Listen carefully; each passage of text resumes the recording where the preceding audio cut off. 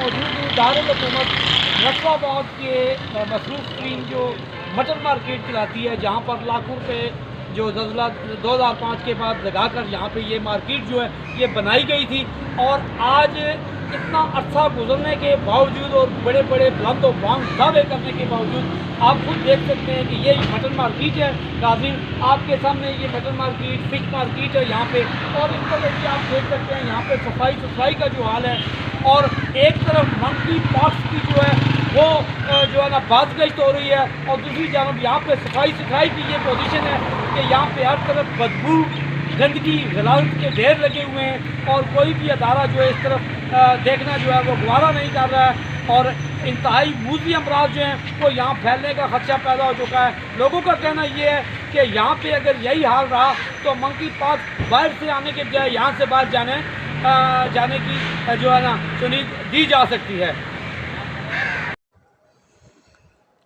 مظفر آباد mutton and beef supplier ایسوسی ایشن مظفر آباد کے سرپرست اعلیٰ سید اخلاق گیلانی ریاستی اثاثے کی زب و حالی پر چیخ اٹھے۔ مٹن اینڈ بیف مارکیٹ کی عدم صفائی، خستہ حالی اور دیگر مسائل کے خلاف اعلیٰ عدلیہ سے رجوع کرنے پرامن احتجاج کا عندیہ۔ شہر بھر میں پھیلے ہوئے قصابوں اور ان کی دکانوں کو مٹن مارکیٹ میں منتقل کرنے، سلاٹر ہاؤس سمیت مذبح خانے کا فوری قیام، مٹن اینڈ فش پلازا میں غیر متعلقہ افراد کو دکانیں الاٹ کرنے، ٹوائلٹ کی فوری صفائی اور پلازے کی تزئین و آرائش سمیت روزانہ کی بنیاد پر صفائی ستھرائی کا مطالبہ۔ تفصیلات کے مطابق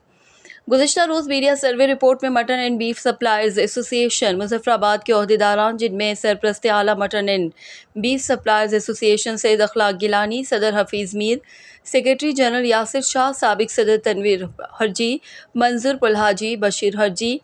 اکرم میر، افضل میر، سبحان عباسی، آصف عباسی، رفیع عباسی، خواجہ غلام قادر، بشیر احمد میر، چودھری بابر، چودھری علی محمد، چودھری عالم دین، چودھری عدنان، چودھری راشد، عبدالرشید خواجہ غلام قادر اور دیگر نے گفتگو کرتے ہوئے کہا کہ شہدائے زلزلہ 2005 کے صدقہ تعمیر ہونے والا مٹن پلازا سالہ سال گزر جانے کے باوجود بھی حکومتی اور ادارے کی عدم توجہی کا شکار ہو کر دن بدن خستہ حالی کا شکار ہو رہا ہے۔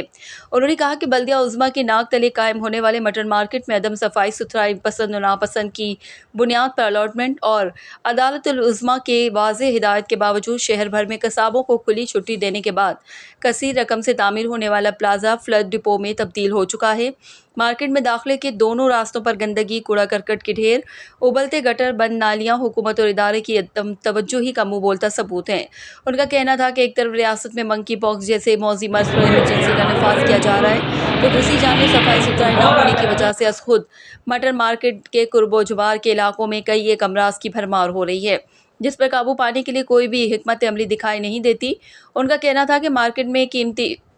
ٹوائلٹس عدم صفائی، گندگی، غلاظت کی وجہ سے نالہ لئی کا منظر پیش کر رہے ہیں۔ بند ٹوائلٹس آنے والے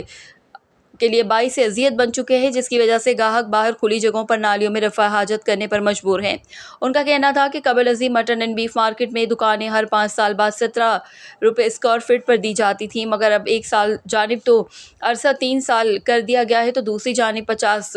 روپے پر اسکوائر فٹ کرائے میں بھی اضافہ کر دیا گیا ہے، لیکن متعلقہ اداروں اور حکومت کی جانب سے کسی بھی قسم کی سہولت فراہم نہیں کی جاتی، جو باعث شرم ہے۔ ان کا کہنا تھا کہ اس میں کوئی شک نہیں کہ دکاندار بھی سستی کا مظاہرہ کرتے ہیں، مگر ہم بھرپور کوشش کرتے ہیں کہ مارکیٹ میں فروخت کیا جانے والا گوشت ہر قسم کے نقائص سے پاک ہو اور ان کو مکمل چیک کر کے صاف حفظان صحت کے مطابق عوام تک پہنچایا جائے۔ ایک سوال کے جواب میں قصابوں اور مٹن اینڈ بیف سپلائر ایسوسی ایشن کے عہدیداران نے کہا کہ ہم نے